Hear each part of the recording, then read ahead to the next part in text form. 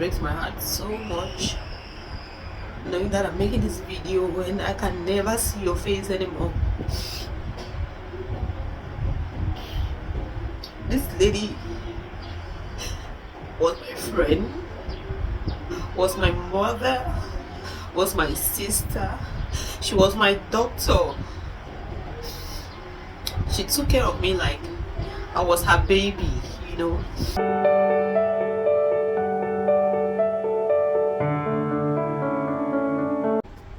Hi guys, Vicky here again. Yes, so I hope this video meets you well. I hope your week was a great one. Another weekend is here and we have a new video. So today is going to be a story time. Yes, you heard me, a story time. We're going to be having a story time today. Guess what it is about?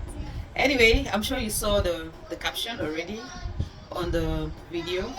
If you're seeing me for the very first time, my name is Vicky. I am a Cameroonian YouTuber based in Douala, Cameroon.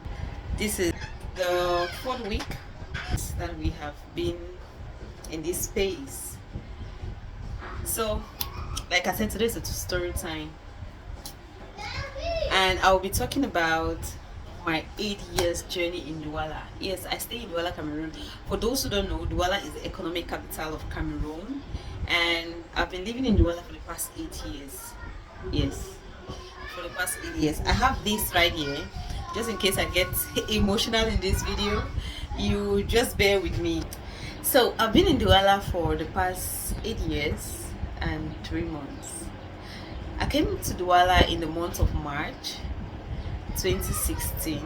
Yes, this story is just to encourage anyone out there who is scared of change, who is scared of making that move that might turn your life around. Yes, that might turn your life around.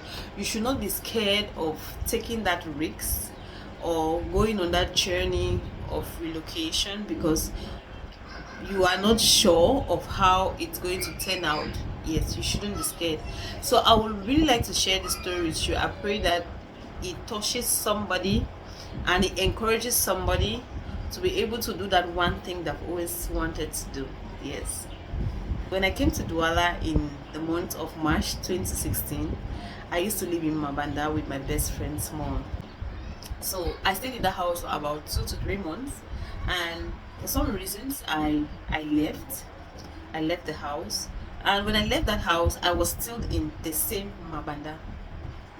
Now when I left that house, I went and was staying with my uncle, my maternal uncle. I came across him here in Douala. I have family members that were residing in Douala, but I wasn't very close to any of them. I didn't have this relationship with them, if you know what I mean, and more of extended family, not even immediate. So I met my maternal uncle and I told him that I was looking for a place to stay. So he said, okay, let me come stay with him. Then he used to work in Izakam. Yes, if you don't know Izakam and you're watching this video, Izakam is a company here in Cameroon that is in charge of taking out trash. Yes, so he used to work with Izakam then. So I stayed with this my uncle. He had one small room in Mabanda, if you know Mabanda very well. And talk of a small room in Mabanda. Yes, a very small room. He had just his bed and his luggages, and then I think there was a gas plate in that room, but there was no gas bottle, and then we had a pot. Yes, so it was so difficult for me to even cook or do anything in that house. And this uncle of mine, when he goes out, he will sometimes be out like 2-3 days. I will not hear from him, and when he calls, he'll just be like mother, because he used to call me mother since I'm bearing my great grandmom's name. So we share the same great grandmom, you know, that kind of a thing. So he used to call me mother. So he would say, mother, are you okay? Are you okay? Like just checking to know how I was faring. I would say, yes, I'm fine, I'm okay. Then I had not gotten a job, nothing. So I was just at home most of the time, and then there are days when I would go out to search for a job, and unfortunately I didn't get anything then. So there was a time came when my uncle said he was traveling. Yes, that he was traveling to Yaoundé, and then he left me in the house alone. So when he left and he went to Yaoundé, I was in the house alone, like alone. So the landlord of the house came and was like, Where is your uncle? I said, my uncle is not around. He traveled. He said he's been calling my uncle. My uncle is not picking. Dad, I should pack out of that house because my uncle was owing him 5 months rent. I told the landlord I'm not aware about it, and even if we have to pay the rent, he should wait for my uncle to come back. The landlord said, no, you have to pack out, you have to pack out. Little did I know that my uncle was just escaping from all of that drama and abandoning me there. So yes, that was what I actually realized at the end of the day. So my uncle left and the landlord threw me out of the house. I wanted to carry some of my uncle's things that was in the house, and he was like, no, you cannot carry anything. Yes, you cannot carry anything from that house because that man in question is owing me and he has not paid. So in case he doesn't pay, his bed or maybe the gas plate or whatever, or the single pot that was there, like he was going to sell it or something. I was like, okay, guess what? Your girl became homeless. Yes, I've been homeless in Douala. I became homeless at that point. It's not yet the moment I have to cry. So while I was living with my uncle, I came across a classmate of mine back then in the University of Boya that I used to know. So we used to study education together. I studied education at the University of Boya. So I came across her while staying there with my uncle for the time being. So when this landlord threw me out of the house, I went to her place. Not to her home, but to her shop because I didn't know where she was staying at that point. With just somebody who was found along the street, and I would see her from time to time. You know, I used to go there just to go greet her and then pass, you know, that kind of a thing. So, but I didn't have anywhere else to go. I went to that lady's shop. Shout out to Choma. And when I went to Choma's shop, she's a Nigerian, a Cameroonian Nigerian, you know. So when I went to Choma's shop, I was staying in that shop. But the good thing is I didn't stay in that shop for a very long time. She said, Vicky, I don't have a place to offer you. The only place I can offer you to maybe sleep there, and within that maybe 1-2 days you'll be able to sort out yourself is my shop. Literally slept in Chioma's shop, her cosmetic shop, for 2 days. For 2 days, 2 whole days, for 2 days. She was married and she was heavily pregnant. She wouldn't take me to her house. It's something I understood. Yeah, she had a mat. Since she was heavily pregnant, she had this mat that she would put in the shop and sleep there in the afternoon. So that was where I was sleeping. I slept in that shop for 2 days. Like when she's going, they will lock me up in the shop, and then I will sleep there. Early in the morning by 8, she comes and open.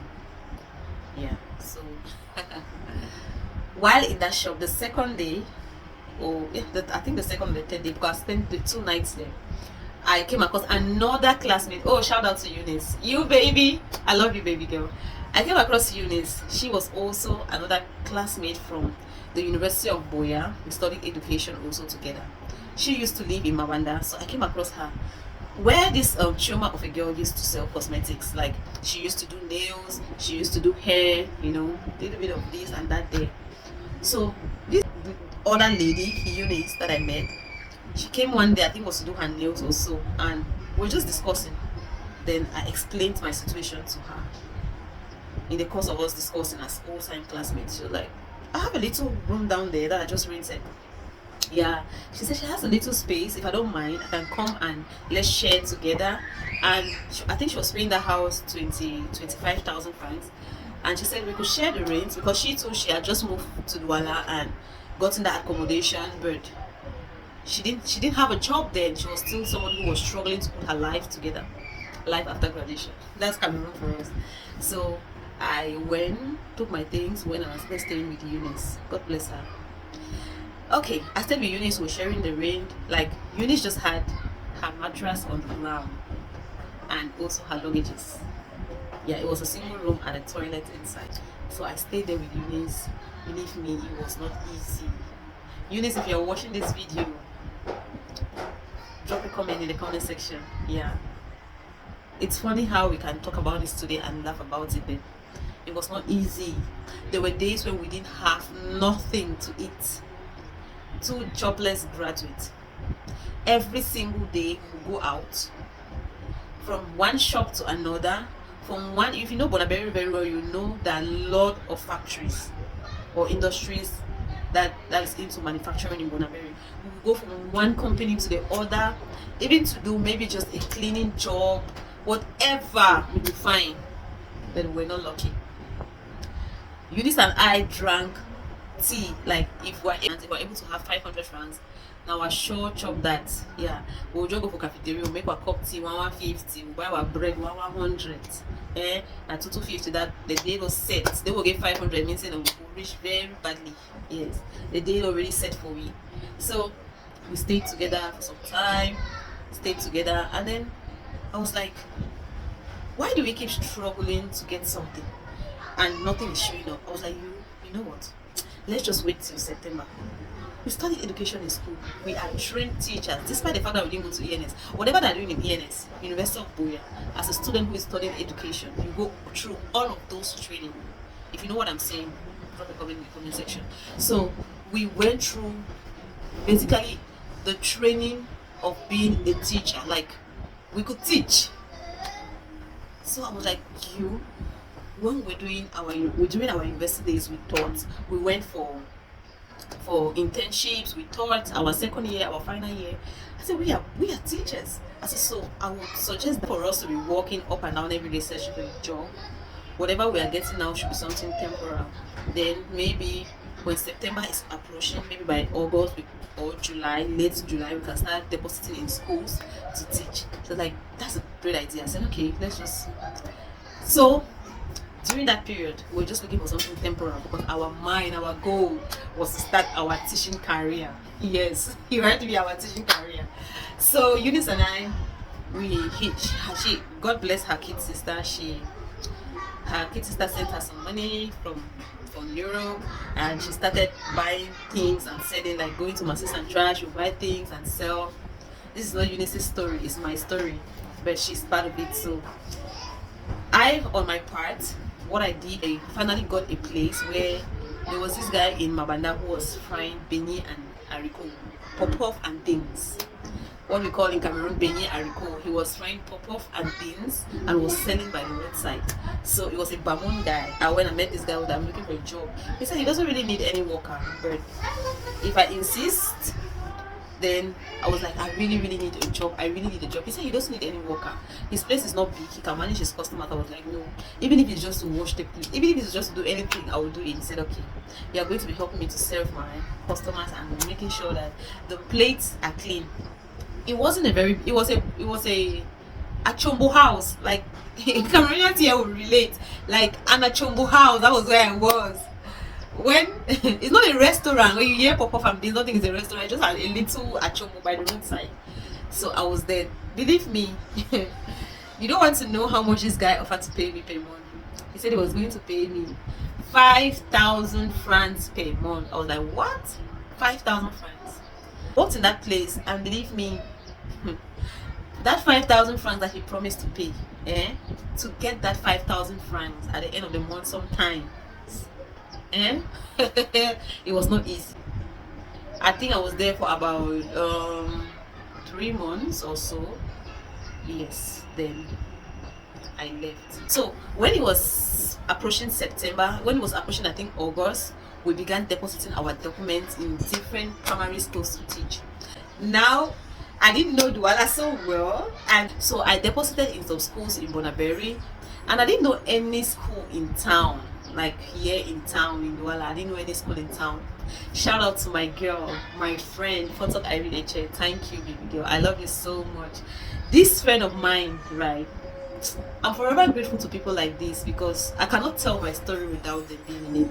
My story in Douala, I cannot tell my story without them being in it. Yes. I'm a very grateful person. I know how to show gratitude. That's one thing about me. Yes, I'm always grateful. No matter the odds, no matter how things may have played out in life later on, I am grateful for the part these people played in my life in the past. So I really used to live in town, and this friend of mine, she hired a bike. She said, Vic, you say you want to apply in some schools in town, right? I know some few schools in town. What you just need to do is I'll give you their names, write your applications, and we'll go to deposit them around.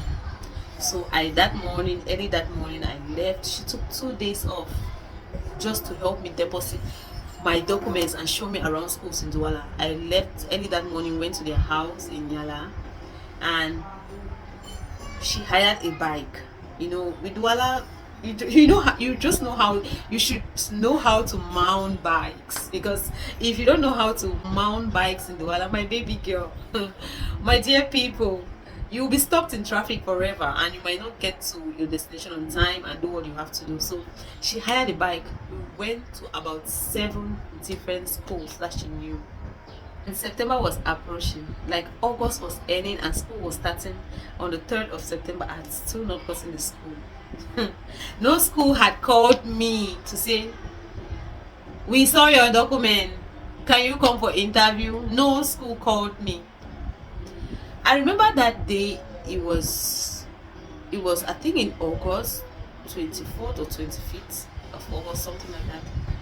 I'm not very sure, but it was in August, like the weekend in August, when school was supposed to resume on a Monday or something. Yes, school was supposed to resume on a Monday, and the last weekend before school resumption, Apostle Johnson Suleiman was having a crusade in Limbe, and I went for that crusade. I was like, God, this is me, oh, your daughter before you. I have no other one. Nobody. Like, I left Douala and went for that crusade. I was like, God, I have nobody. I have nobody. It's just you. This is me. I have done my part. Abba, Roy, do your part. Because I cannot believe I deposited my documents to almost 15 schools, and September was approaching. None of these schools had called me, even for an interview. I was so dumbfounded, and this was me just crying throughout that crusade in Limbe, crying, just worshiping God and hoping that something would come out. It was in that crusade ground. Every girl who says there's no God, there is God, oh. Hey. It was in that crusade ground. My phone was ringing non-stop. Like, who is calling me? They didn't call me during the day. Like, they called me at night at about 8:30 p.m. while I was still at that crusade.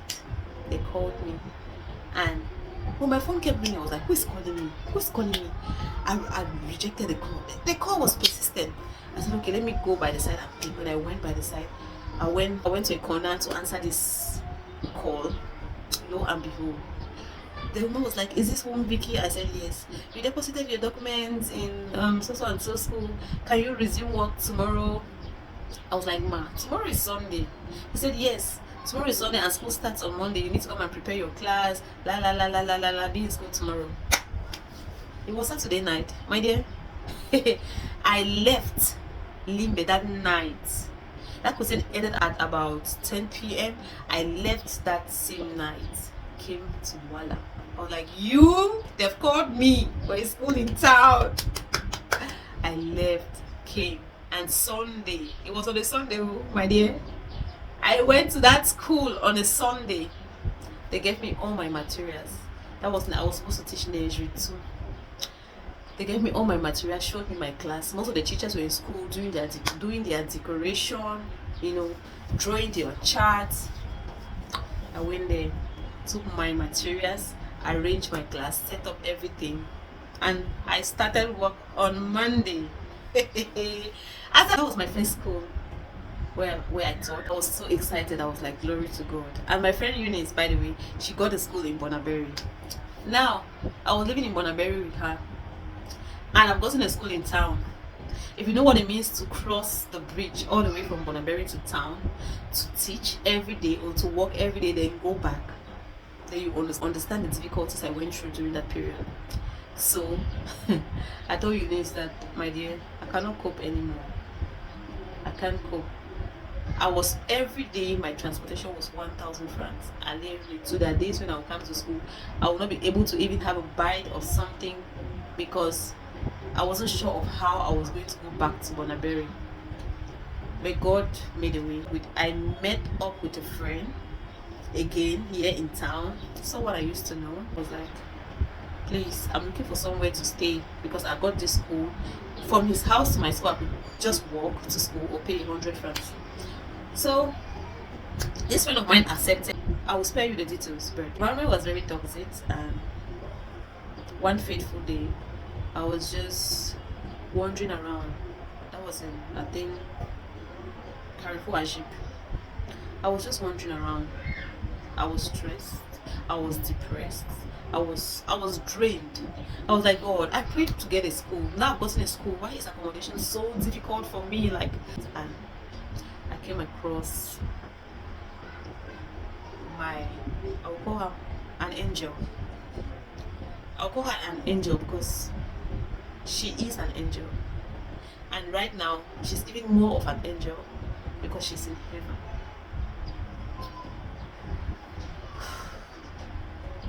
Because she's in heaven with the saints. I came across this big friend of mine I used to have in secondary school. And when I came across her, she was like, Petise. She was so happy to see me. She was like, Petise. Petise, by the way, means like small sister, you know. Petise, what are you doing in Douala? What are you doing here? You have been in Douala, you're not looking for me. You didn't look for me. I was like, my sister, I don't know so you did in Douala. Myself, when I saw her, I had a breath of fresh air. So she had a little business site by the road where she used to sell drugs because she used to be a nurse, and she used to sell drugs. She had a kiosk where she used to sell medicine. So when I came across her, I explained everything to her that I had been through. She was like, we're going now to where you're staying and you're getting your things out of that house. You're going to stay with me. We went that same night, and the friend I was staying with in town at that moment was like, what is happening? I said, I'm packing out. Like, you're packing out? I said, yes, I'm packing out. Now? I said, yes, now. I'm packing out, like, now. Thank you for the time you accommodated me, but I have to leave. So I left. So I was staying with this lady. Larissa, God bless you so. May you continue to rest in the bosom of the Lord. You were my friend. Like, you were my sister. I could call you my sister because that was who you were to me.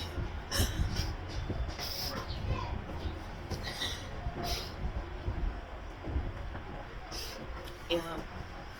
I stayed with this lady for 2 years.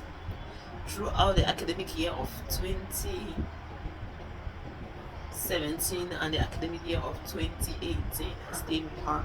It breaks my heart so much knowing that I'm making this video when I can never see your face anymore. This lady was my friend, was my mother, was my sister. She was my doctor. She took care of me like I was her baby, you know. Sorry guys, sorry. So she took care of me like I was her baby, you know. She will make sure I have transportation to go to school every day. When I get back from school, she's usually not at home. She will call me and say, come to the shop. I bought you something to eat. I will go stay with her in the shop, prepare my lessons there while she's attending to her customers, you know, write my lesson note and everything with her there in the shop. And we close together, we go back home. She will not allow me do anything. Sometimes I will take my salary and I'll be like, please take even this 5,000 francs or this 2,000 francs to add to what you have to sort out maybe the water bill or the light bill. She said, listen, you've told me your story. I know everything you've been through. There's no way I can collect money from you.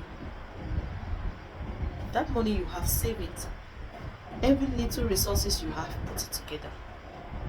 Someday you need to have your accommodation. She never took a dime from me.